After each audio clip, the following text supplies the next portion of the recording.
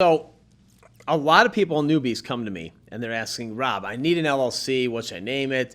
Do I need an LLC or do I need a subchapter S? Should I do it my personal name? Why an LLC? How important is the name? Is it something that is a prerequisite to doing business?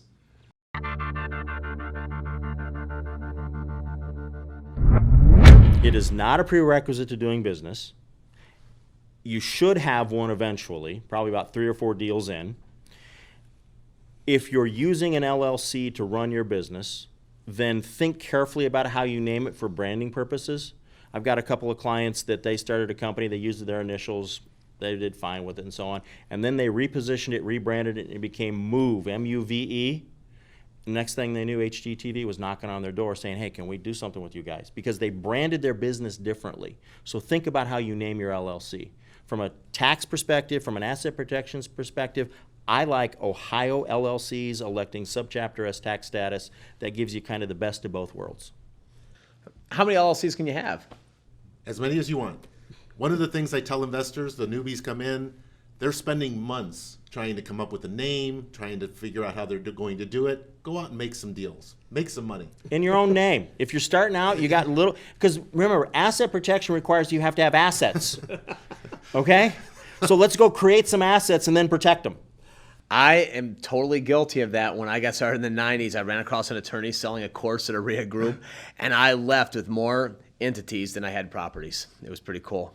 And a $5,000 legal bill. And I don't like people using their names or their kids' names in LLCs. LLCs should be disposable. You need to be able to get rid of them. You're branding them so you want them that way. But if your name is tied to it, your kids' names are tied to it, if for some reason you have to close it down because there was a lawsuit or it just has a bad rap, you're not going to want to do that. You don't want a personal attachment to the name of the LLC, in my opinion. So true. I agree.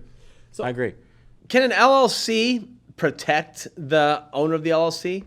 It can, if you use it right, if you run it right, if you treat it like it's a separate, distinct, independent business. But if you treat it like it's just your own personal pocketbook, no, it's not going to give you that protection. The way you treat the LLC, whether it's your own personal pocketbook, that's how everyone else gets to treat it. If you treat it as its own entity, everyone else has to treat it as its own entity. Great advice. I've always heard from attorneys and accountants have two very different views on LLCs. The accountants are always like, why you have so many freaking LLCs and tax ID numbers?